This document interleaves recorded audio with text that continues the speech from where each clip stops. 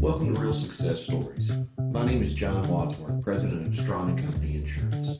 I'll be your host as we bring you exciting content featuring exceptional individuals and organizations. Throughout my professional career, I've witnessed many talented people build successful businesses and significantly impact their communities. We will now have the opportunity to bring these stories to you. We will have the privilege of speaking with business owners and highly successful individuals who are involved in a wide variety of industries. We will see success defined in many different ways. Our guests will share their stories of how they built their businesses to reveal strategies that you can duplicate in your endeavors. We will get to experience the human side of success as we identify the challenges and obstacles that entrepreneurs endure. We will see the thin line that separates giving up from true success. Along the way, we'll have the opportunity to speak with nonprofit organizations that are creating opportunities for success in their communities. Another goal of this program is to give these great organizations broader exposure and awareness to help continue their success. As a listener, we hope you feel encouraged to support the organizations that we feature. Through this open and honest forum, we aim to build community and foster success among all who wish to pursue their dreams. You will hear real success stories of people just like you and me. Thanks for listening. Check back regularly for new episodes and make it a great day.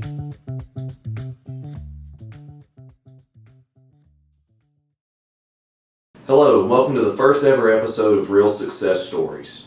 I'm John Wadsworth, and I'll be your host as we have the opportunity to speak to a wide variety of guests as they tell their stories of success. For our first episode, we are excited to welcome Micah and Alicia Hodges of Queen Bee Coffee Company here in McDonough. Micah, Alicia, thank you for joining us. How are you this evening? We're good. Yeah, doing great. Thanks for having us, John. Good. Thanks for joining us. So you guys have been here in McDonough with Queen Bee for, 7, 8, 9 years now? Is that right? Wow. It's gone by quick, right? We sold our first bag of coffee, I guess, in a little parking lot, a little space between, right between the Welcome Center and Southern Roots. I started to call it the market because that's where we started, right? At the market right there on a borrowed folding table under a borrowed tent. And we sold our first bag there in July of 2012, I think it was, yeah. So then we opened up at 58 Griffin Street on December 3rd of 2013. So we've been there a little bit over 7 years now.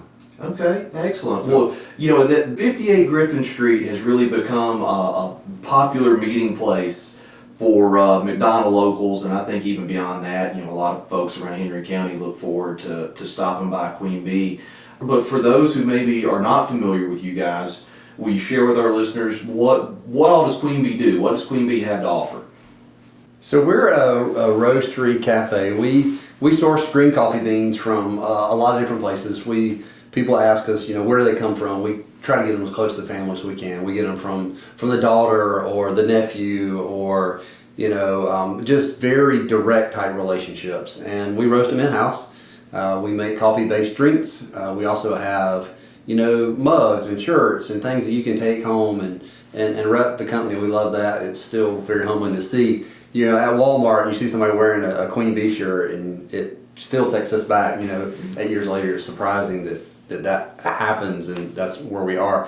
But yeah, so we've got a patio out there. People can come and grab a cup of coffee, sit out there, connect with friends, do work. It's been great for all this work from home type. We have so many people that Alicia can tell you from being in the shop every day. There are lots of people that come and lots of students studying and doing small groups there. Yeah, and they grab that bottomless mug of free refills for $3, and they sit at the table and they do work or schoolwork all day long. There you go. Well, so what was I'm assuming each of you had careers or professions prior to Queen Bee. What was the impetus? Where did the idea come from, and what made you take that leap into opening your own business? We have 3 kids. They were all in middle school about this time, and we found that there was a drive, I guess just in the world as a whole, for kids to go to college and choose a profession and be a professional and make lots of money. And then we started looking around at how many unhappy people we knew. They did have that education, but they didn't have a job or a lifestyle that they loved.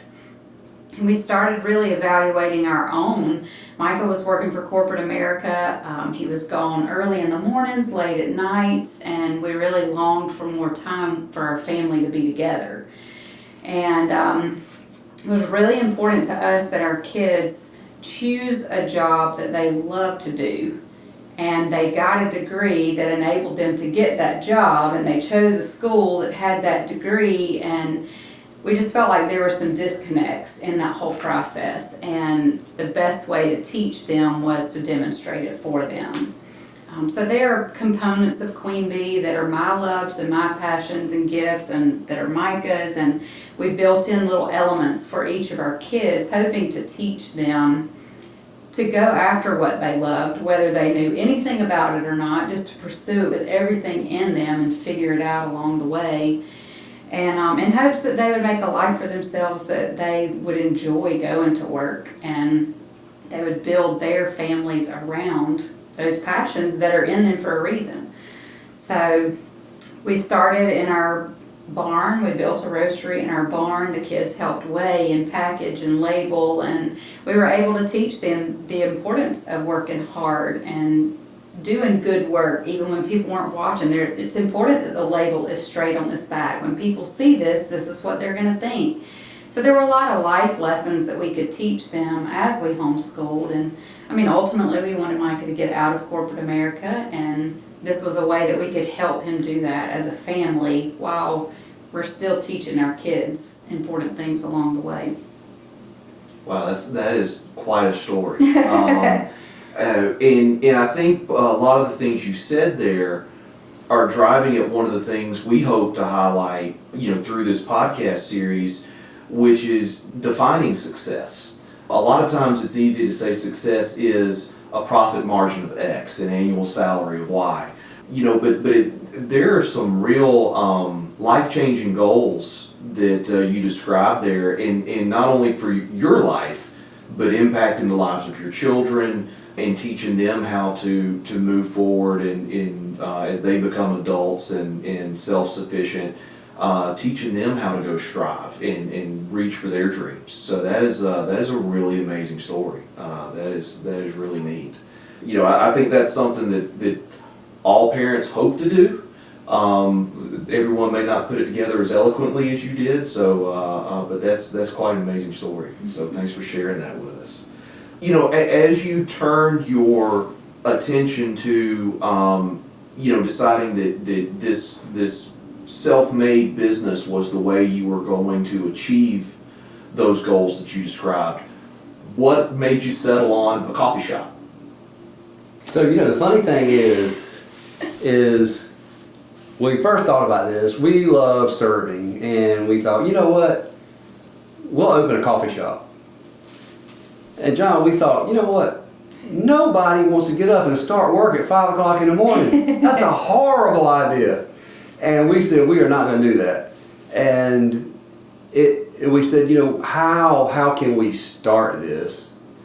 Or where would we get our coffee from if we did that? And we said, well, we would want to get it from a place that had, credibility and was value add to the coffee industry, if you will. And we said, well, what if we just started roasting coffee? And that's really what. Well, you already were roasting coffee just for us. He had a little roaster that he got for Christmas that would roast 1/4 pound at a time.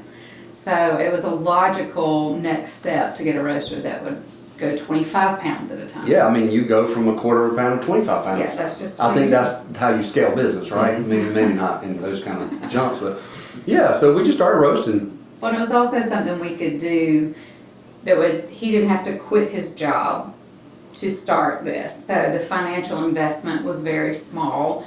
The ability for the kids to play a part in it and bring us together rather than separating us while we started this business, they were there for every day of it. There were nights that they slept in the shop as we stayed late because it was just our family that was running it. So they've seen every part of it.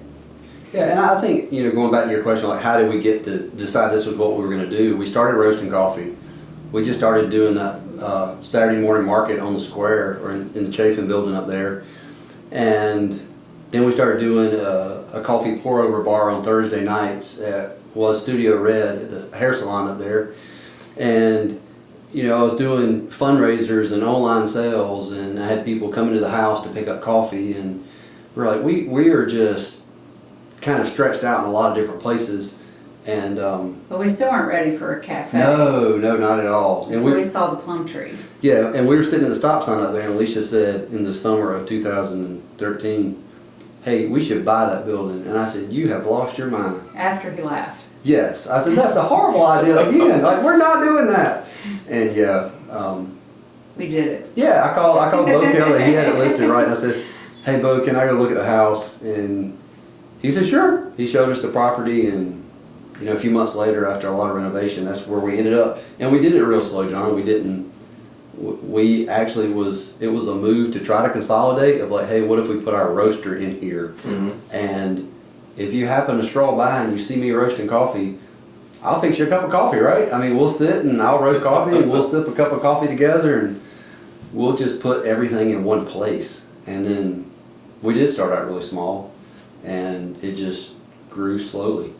It grew quickly. Yeah, it did grow quickly, but changes were slow, Yeah. but growth was very quick. sure. So it's a fair amount of response to growth. Immediately. Yeah.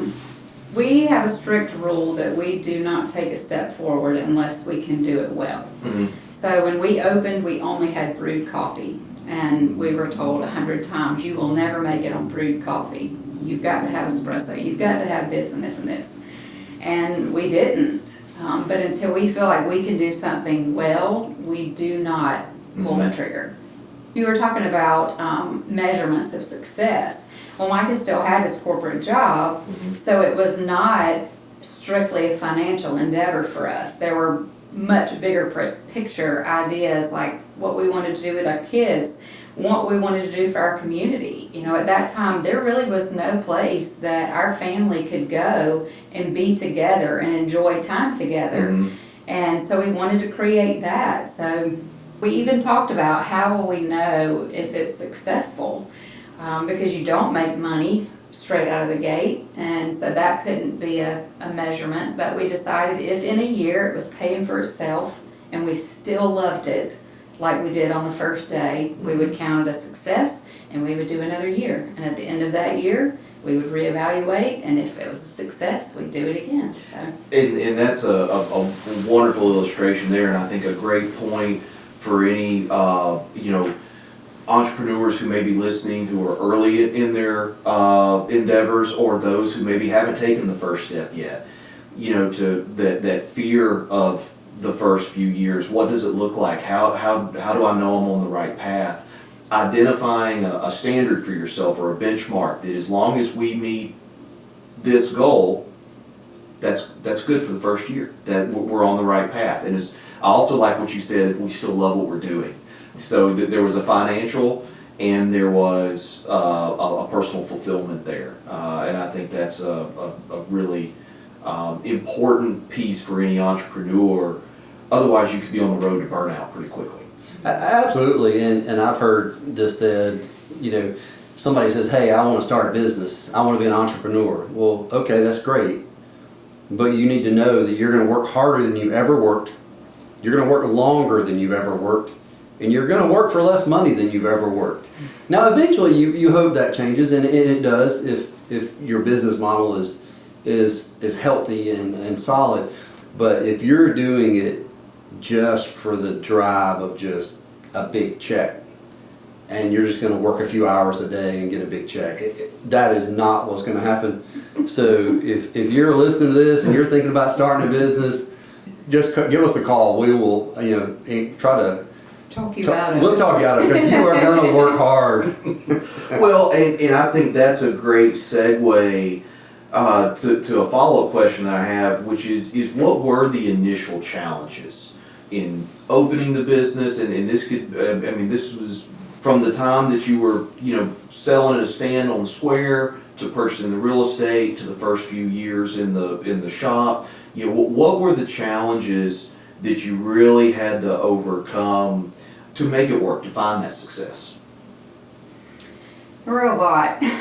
We often tease that it has been hard, but it should have been much harder than it was. We have had doors open for us that should have been bolted shut. We're blessed beyond measure. But I think some of the things that were the initial challenges, anything that you see in the shop, I take care of. Anything that you can't see in the shop but keeps us legal, Micah takes care of. But there's not a manual that tells you how to do that, and this is how you need to set up your corporation, or this is how you need to file your taxes, or this is how you need to handle all of these things that are expected of you. So he's had to navigate that and figure that out just on his own. So I would say that was a challenge.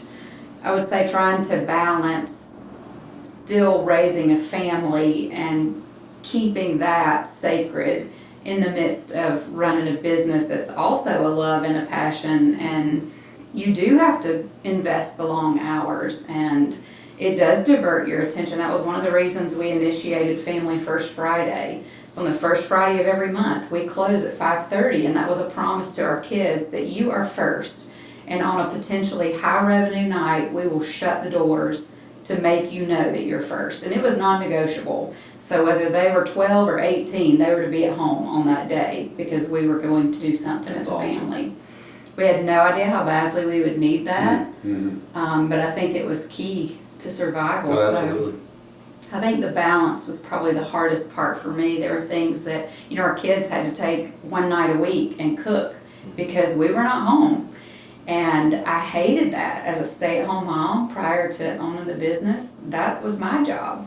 I did their laundry. I took care of them. And they had to do that on their own. Well, little did we know that when they graduated from high school, they were moving to Africa. They needed to know those things.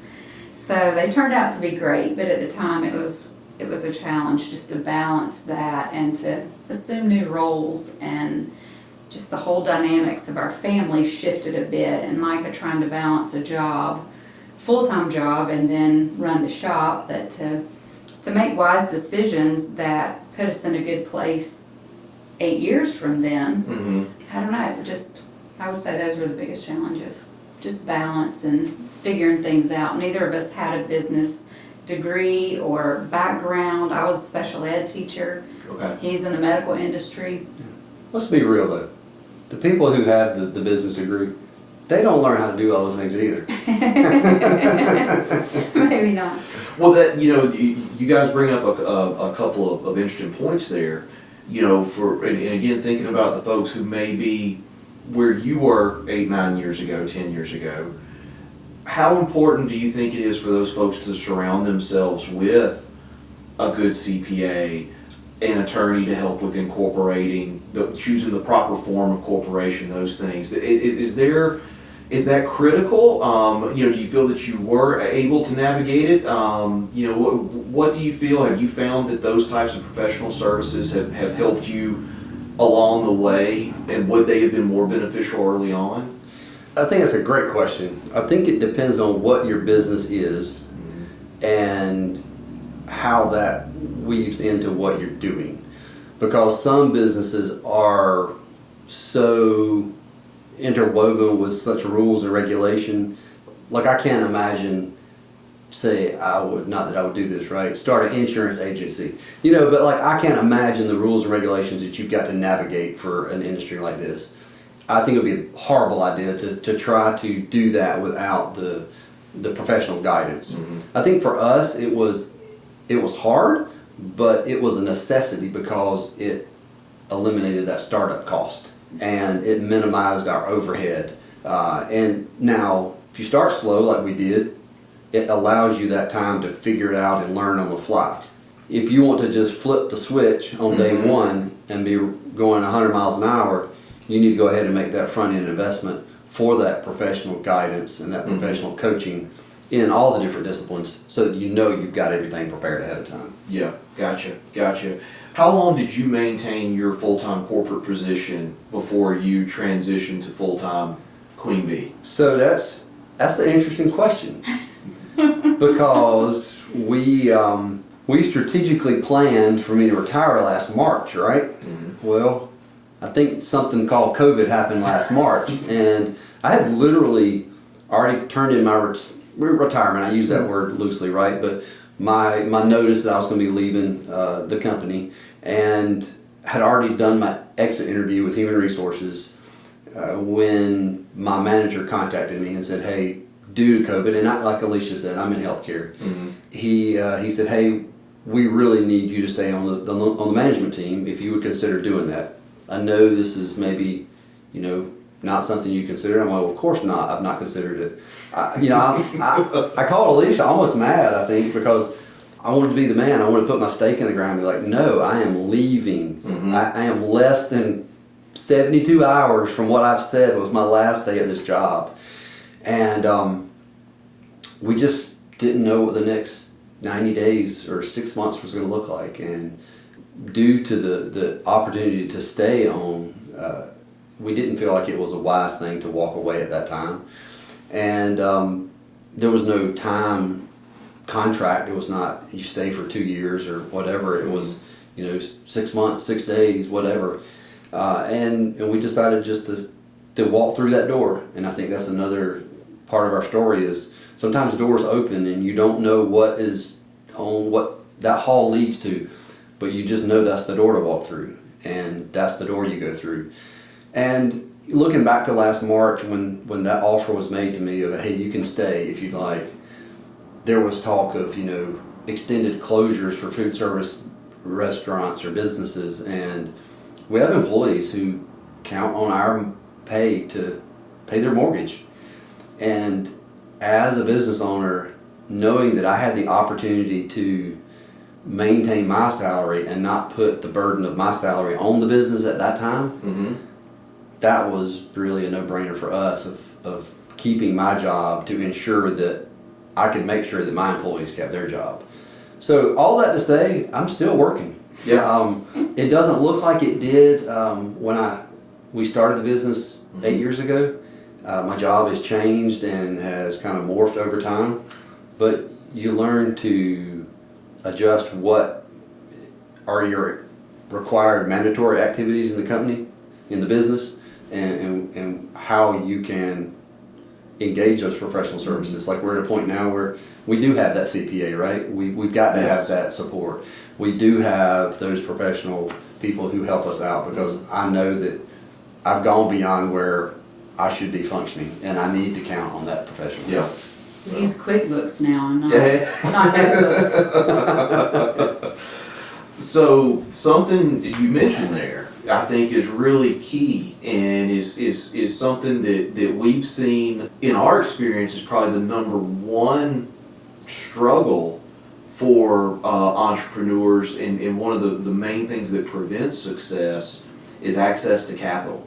And it comes in different forms, whether it's another income stream from another job, whether it's whatever source you may have of funding that will allow you to continue and allow you to continue to pay employees when the business may be taking a hit because of something like COVID, but making sure you keep good people, you take care of good people. Number one, that's a testament to you guys as individuals, as people, in the way you treat those, that work for you, that you work with, that you serve. But I think it's also a real key to the business owner is you've got to be able to have a way to get through the valleys from a revenue standpoint. This is kind of the dry nuts and bolts part of owning a business. But I think it's a really key point that our entrepreneurs who may be getting ready to set out is having that way to sustain the downtimes. With that in mind, is there any advice you would give potential entrepreneurs on preparing for, going back to a comment you said earlier, not making any money the first year or two? What would your advice be, whether it's just mental preparation or physical preparation? What would you say to, the young person coming into you and saying, "I've got an idea that I'd like to do"? I would say to be wise from the very beginning. We opened that shop with borrowed or used equipment. there was not one piece of brand new anything. And well, I'll take that back. My mom and daddy did write the check so we could have branded cups when we opened the doors. But beyond that, all of our brewers, all of our everything was used. So we paid cash for everything that was in there. And when we had made enough money to upgrade, we would replace it. And I think that a lot of, I know especially in the restaurant industry, people will come out of the gate. A refrigerator can cost you $6,000 or $8,000. Easy. And they'll buy a brand new refrigerator, or you can buy a used one for $1,000. So we tried to make wise decisions from the beginning. Early on, we did a Kickstarter to try to get an espresso machine. Okay. Because we kind of believed the idea that you have to have an espresso machine to open. And it failed. And we did not reach our funds, and it was catastrophic to my heart because I thought that people just didn't want to support us and maybe our whole business was going to die. We see now that it was a blessing in disguise. We did not have the people to run it. We didn't have the skill to run it. We didn't know what we were doing. We didn't need an espresso machine.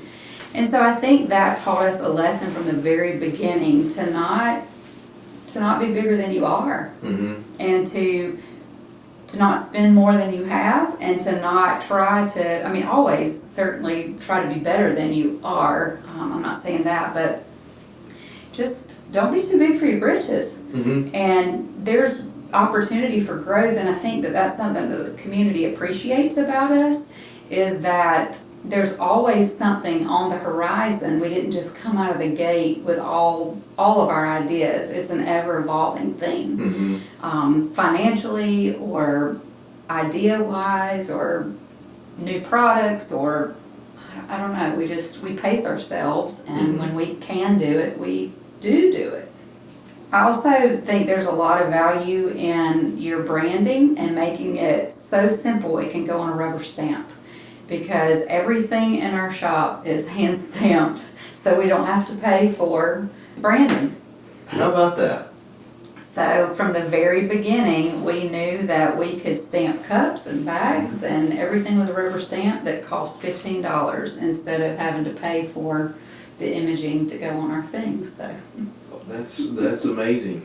Do you see the use of debt as a growth tool for small businesses? Can it be used constructively?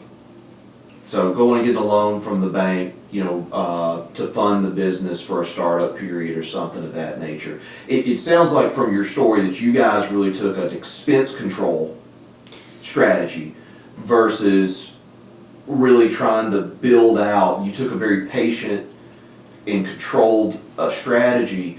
So debt may not have been right for you guys, but do you see that it would have been a viable opportunity to maybe speed some things up or things like that? Again, for folks to do their homework, to look at their options. Yeah, I think so, absolutely. I think there's a place for that.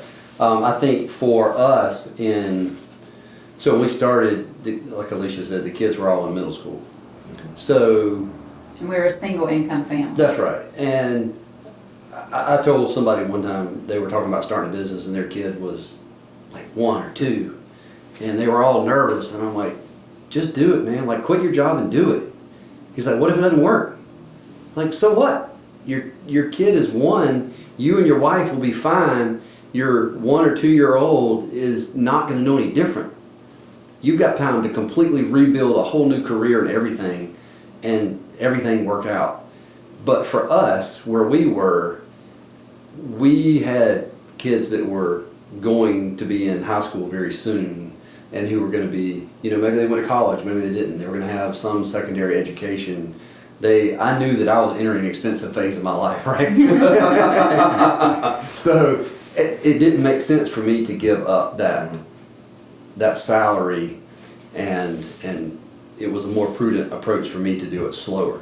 But for somebody in a different situation, absolutely, a loan is appropriate. And for full transparency, when Bo Kelly showed me the property, we looked to buy that, and people asked us early on, like, because in 2012, 13, I mean, let's be real, McDonough didn't have exactly the greatest reputation for holding businesses in place for very long. Yeah, we were struggling. Yeah, and I remember somebody saying, well, how long are you planning on being here? I was like, well, I bought the property. I'm planning on being here a long time. But I mean, we took money out of my 401 from work and used that as part of the down payment to buy the property. So, which is also really frowned upon by Yeah. another group of people. Yeah. So you got to do what fits Yeah. you. I mean, I had a lot of people like, you did what? Like, well, yeah, I did. I'm buying like tangible real estate property and investing in that for, for my business, but also for McDonough, right? Because I think that said something to people. They're like, oh wow, they're planning on staying here. They're investing in property. So I So mean, there was debt accrued Yeah. to purchase the property. We didn't just write a check for that, but Well, I appreciate you guys sharing that because that really shows kind of your point, Micah. People say, well, no, you're not supposed to do that. Well, you didn't necessarily act on impulse. So you studied what you were doing, but in the true entrepreneurial spirit, you found a way. That's right. And I mean, there was money that came out of my paycheck every 2 weeks and went straight back into my 401. So I may have lost some, momentum over the long term, but that money's back in there, and I couldn't have accessed that capital any other way as economically as I did that. No, that's great. I appreciate you sharing that with us. You mentioned kind of the health of downtown McDonough in particular in that 2012, 2013 time frame. I think it's a testament to you guys and being, here just off the square as well. A thank you. I think you guys were really part of what kickstarted the revitalization of downtown McDonough. And how much different, how much more vibrant our downtown area is now as compared to 9 or 10 years ago. So, kudos to you guys and thank you for that because I think you guys are definitely a big part of what we've seen here, of the success of the city in the last 10 years. So, it's a neat vantage point, or just to be able to sit and watch people come in, because I feel like there are just we have an incredible community, and they're very thirsty for just somewhere to go. And I think that there is a hunger for community, and I don't know, almost of times gone back when you knew your neighbors and you ate lunch together after church, or we're just missing so much of that. And it's really precious to us to be able to look out the kitchen window and see it happening right there on our property. That's a gift to us, and I would say that drives us more than the finances, is to just know that we're providing that for somebody. We have a phrase that we use at the shop that's serve the thirsty. Some people walk in just for a cup of coffee, but some people really are longing for something else more than a cup of coffee. They need somebody to look them in the face or to remember their name, and you kind of forget sometimes just how lonely our world is, and it's really precious that coffee allows us to do more than just serve drinks. I feel like there's no boundaries with coffee, so we break a lot of rules, and we're able to do things like story time in a coffee shop or host a prom next door. It's just, we can be silly and still get our work done and accomplish what we set out to do, so it's just neat. Absolutely. Yeah, and I think, I'll brag on Alicia to something that was just very early on of something that happened is there was a lady that came to the counter and she just called her by name and she started crying and she said, and Alicia's super tender, right? And she's like, oh my God, like, what did I do? Like, is everything okay? And the lady was like, you just remembered my name. And that was precious to her. And so things like that are true reminders of, like, that's why we do what we do. One of the reasons we do what we do, right? But just to reach people and to remind them that they do matter. I mean, it's thanks for that comment about being a part of, downtown, and we're just honored to be here because we get to be a small part of it, because all the businesses down here are making a difference and connecting people, and it's exciting to be a part of it. Absolutely, absolutely. Well, you guys are not a business that has benefited from the giant marketing and infrastructure of some of the behemoths out there in the coffee industry. Do you feel that that has been a challenge for you guys? Particularly, as we're talking about where you got the chains that people may know. Oh, I can go there. I hear their. Oh, you can say their names. Come on, man. You can say that. I'll let everybody decide who that is. Just don't bring their cup into my shop. No. Don't say the S word in my shop, all right? We're saying Queen Bee. So, but do you feel that the mammoth machine, the marketing, the advertising machine behind those types of organizations, how have you overcome that?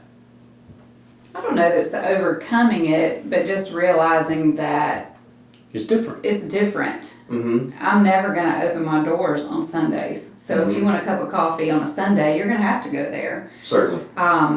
We're not about getting you in and out as fast as we possibly can. I don't have a drive-through. So there are times that appeals to you more than coming into my shop. But if you want to really savor your coffee and you want to taste coffees from different regions and you want to be educated on where it's grown and just the varieties that we offer, then you will come to me. So it's never been a competition for us. We don't think for a minute that we could ever compete with anything like that. Mm-hmm. But we see it as a totally different market. So you don't see it as a challenge to your business as much as it is you've carved out, I'm going to call it a targeted client, a targeted customer that is looking for a different experience. Absolutely. Okay. We offer an experience, which certainly, I think is one of our, greatest strengths, just that we're in that cute little house.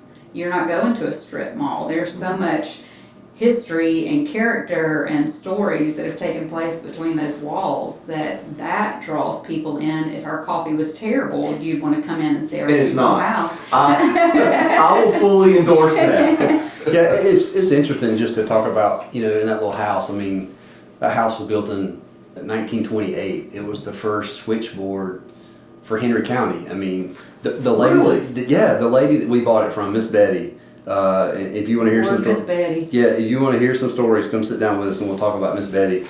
Well, I'll just tell one real quick. When we opened, so we bought it from Miss Betty. She was actually an operator in the switchboard in that building when it was the switchboard for Henry County. She says she used to listen in on the party lines. I have heard a similar rumor from some longtime residents that some of the younger kids around town would listen in on the party lines when they had the chance, and that's how they got the scoop of what was going on around town. Yeah, I think that's when they had the 4-digit telephone numbers. Yeah, absolutely. But yeah, from the very beginning, Miss Betty would come in and she'd slap that dollar bill on the counter and say, "I'll take a cup of coffee and a muffin." She never asked me how much is a cup of coffee and a muffin. She just put her $1 down. And like, it was $1. This is not Miss Betty, it was $1. Not negotiating this at all. I'm just letting you know it's $1. But yeah, it's a cool building, and it's quirky for sure. Mm-hmm. I mean, we had a lady come in one time and she said, "Can I go back in if you come in that door on the left, you go through the window and see our roaster in there." Mm-hmm. And there's a small closet in there. It's maybe 3 by 2, maybe. You can't even really walk into it, just there's shelves in there. And she said, "Can I go back in that room?" And I said, "Sure." And she just walked back there and stood at the door of the closet and looked in. And she said, "This is where I had my stuff years ago when this was an antique store." So it's just the stories that people have attached to that old building. And that was fun for us too, of just being able to save that old house and put it back to use. Mm-hmm. Yeah, absolutely. Well, something that we, kind of picked up on a lot as we've spoken so far is each of your passion for what you're doing. What role does creativity play in what you guys are doing? So I work out of my home, right? So I'm sitting, this was yesterday morning. I'm sitting on my desk. I'm working. Alicia comes down and she says, guess what? I had a great idea while I was sleeping. That's the role that creativity plays. I mean, she is always thinking of new ideas, even in her sleep. And it's fun to, like Alicia said, breaking rules. I think, conventions may be a better word of like, hey, why would you do a prom at a coffee shop? Or why would you show It's a Wonderful Life every December, the first Friday in December to kick off the Christmas season? Why would you do a maker's market in the backyard of your property? Why would you do these things that aren't normal for a coffee shop? They're just ideas. They're creative ideas that bring the community together.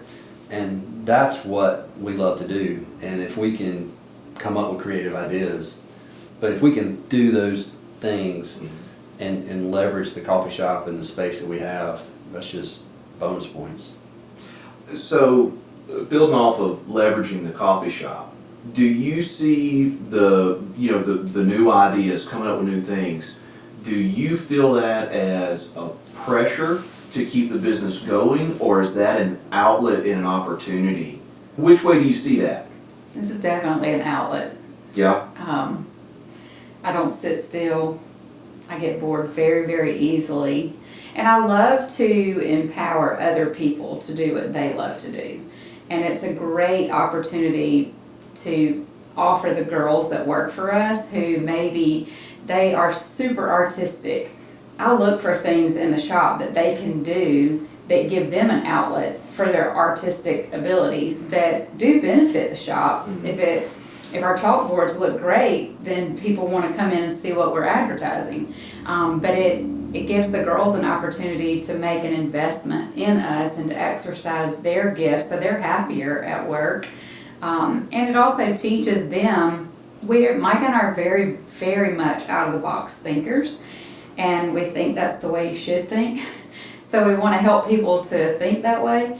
And so it gives them opportunities to see that I might work in a coffee shop right now, but this thing that I love is in me. Whether I'm in a coffee shop or in an office or I'm a mom or I'm a school teacher, whatever my goal is, beyond this coffee shop, this thing that I love is just there to stay. So how can I use it where I am? Because I'm going to be happier if I'm doing the things that are in me wherever I am. And that was something we really tried to teach our kids too. I don't know that any of them will open a coffee shop, but they each know that the things that they love can be applied in random places that maybe don't fit the conventional idea of what a coffee shop should be. Mm-hmm. But if you can make it work, let's do it. And I think that's a great idea for everyone out there, and maybe not necessarily even entrepreneurs, but just if you have a talent or a passion and there's a way that you can put that energy to work, and especially if you can put it to work to support yourself, how beautiful is that? Which I think answers the question why we chose a coffee shop. Mm-hmm. It wasn't necessarily that we wanted to make drinks all the time. It was that we love people. We love to talk and have conversation and find out people's stories. We do like to cook. We do like all of these things, and a coffee shop allowed us to do those things. So it wasn't that we pursued coffee as much as we pursued what would make this hodgepodge of things that we love go together, and coffee did that. And just for our listeners out there who may not have visited, the food is just as much of an attraction as the coffee. So I encourage you to stop by, whether you want the sweet or savory. There is always something really special in the case. So I encourage you to check out Queen Bee for that as well. To our potential or new entrepreneurs who may be listening, what would be just one or two really fundamental pieces of advice that you would offer up to folks? You can't change, what has happened or where you are, in your career right now. I mean, we started this business when I was, well into my career. I can't go back and change where I started, but we can change the future. we can change the steps that we're taking right now to change where we are 5 years down the road. So for me, that would be something that I would encourage people to consider is, don't dwell on the time that's lost, but just take action now and change what is ahead of you. And I would say get a dream journal. I think a notebook that every time you have an idea, you write it down. You don't know when it's going to play out. You don't know if you'll ever use it, but it gets it out of your head. So it's either on paper for you to work on it and define it and process it, or it's creating space in your head for something that is useful. So I would definitely say that is just to write it down. Yeah, and there's a lot of, as she's talking, I'm thinking of other things. It's like a book that I read years ago was The Best Yes. I mean, there are so many good yeses. And we had somebody approach us recently about an opportunity that we were super excited about. We're like, this is so novel, so out of the box. It would put us in a different environment with different customers and it would have been an okay yes, but given where we are and all the other things we've got going on, it wasn't the best yes. So I think that would be something I would challenge people to ask is, this might be an okay thing to do, but is it the best yes for right now? And that is a good book if you want to read it, The Best Yes. Excellent. You recall the author? Oh, you can't make me say Lisa Turk. I can't say her last I don't name. know. It starts with a T. Okay. Lisa Turk. Turquist? I think that's how you say her last But name. the title is The Best Yes. Yeah. All right, folks, go check that out. Those are great thoughts. Thanks for sharing that. I think, those are things, there are folks listening, myself included, who may be a little more general ledger on the side of things. In hearing the conceptual, the soul that you put into that advice, that you've put into your business, it's easy for that to get lost. And it's beautiful to hear that recognized and embraced. And I think that's really something for everyone to keep in mind as they pursue things. So tell us a little bit about, for everybody to know kind of here as we wrap it up, what all's going on at Queen Bee? What's, are there future plans, things for people to know that are coming in the pipeline? Tell us a little bit about what's going on. So we bought the plum tree, 58 Griffin Street, from Miss Betty. Miss Betty she lived in what used to be the Red House. We still call it the Field House because her name was Miss Betty Fields, but now it's an office for David Dodd with Edward Jones. He has his office in there, but we were able to buy the property around us, which was a huge blessing that we didn't see coming. And the building just south of us, which is 66 Griffin Street, is overflow for us. It's a space that we rent. If we're open, it's open. That's what we tell people. But it's also available as a small venue. It's bigger than your living room, but still pretty small and cozy. It's great for a birthday party, an office party. We've had churches meet in there for like a little mini retreat for a couple of days. Wedding receptions even. We had a customer get married at the courthouse and they walked down for their reception in there. So lots of fun little venue activities can be held in that venue. And then we've got the grass area back there where we do like the movie in December, and we do the Makers Market where we invite other small businesses that are where we were years ago that we think have great potential to grow into legitimate brick and mortar type businesses. And we bring them in and they set up a little tent and they put up a table and they sell their stuff. And it's exciting to watch them be excited about selling stuff. And we'll have a couple hundred people come through on that Saturday, and we do things like that on the property. But we named that property A Dozen Doors, and it's just because there are a dozen doors that people go in and out. It may be staff, it may be our customers, it may be a guest at the Conflux building, but we call it A Dozen Doors because so often people would never know what's on the other side of the door if we don't open it for them. And we get to open those doors and just show them what's on the other side, whether it be, coffee or fellowship or a friend or a chance to connect with somebody else. So lots of stuff going on, and then there's the old bus station. That's the last thing in the corner right there behind our parking lot. All the numbers run together. 59 Macon Street. So the other one-way street, right? 59 Macon Street. And we want to open a sandwich shop there. We were planning on opening it last year, but COVID happened, and like Alicia said, we do things on our own time, and so we pumped the brakes a little bit and wanted to make sure we were doing things responsibly, and we're working on it now. We're pretty close, but we don't have a firm date yet even now. People ask us all the time, so that'll be coming soon. Excellent.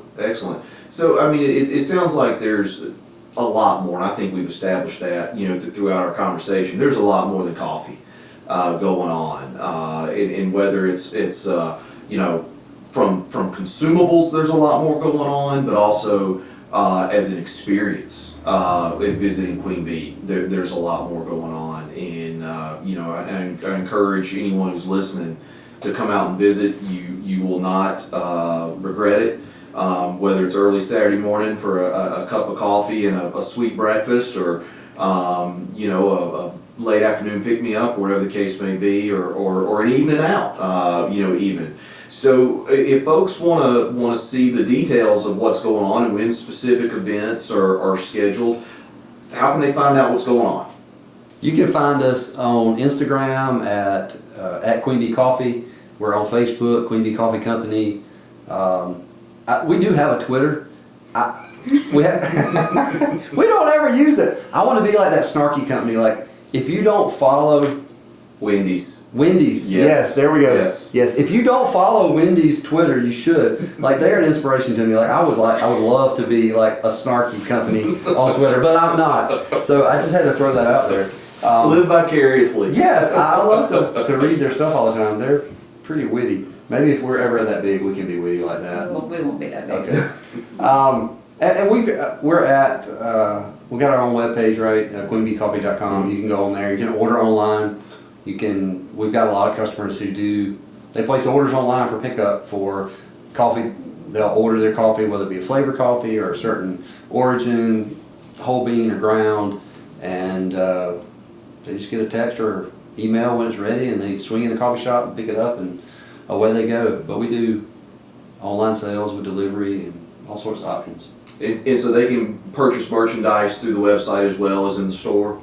Correct. Excellent. And then actually, just to hit on something there, something that I've enjoyed, it's not just for pours to go or on-site consumption, but people can actually buy your coffee By the bag. so they can take it home and enjoy it at their leisure.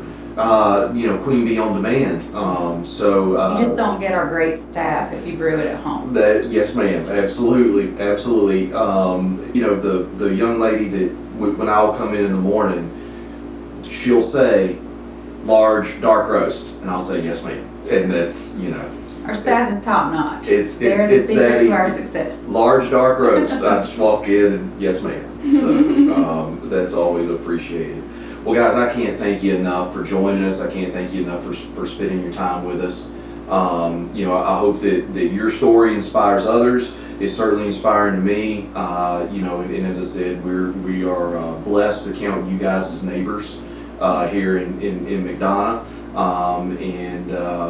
My wife is going to be extremely excited because she is a huge fan, and often when she's stressed out, she takes a little detour and says, "I need a Queen Bee stop." So and we fix her mocha happily. yes. You know the order. So, but thank you guys so much. We really appreciate it. It's fun. Thank you. Absolutely. So that will wrap up our first episode of the Real Success Stories podcast. I want to thank everyone who's listened. You can find us on all the major podcast hosting websites, and we encourage you to come back. We've got lots of great episodes coming in the future, and make it a great day.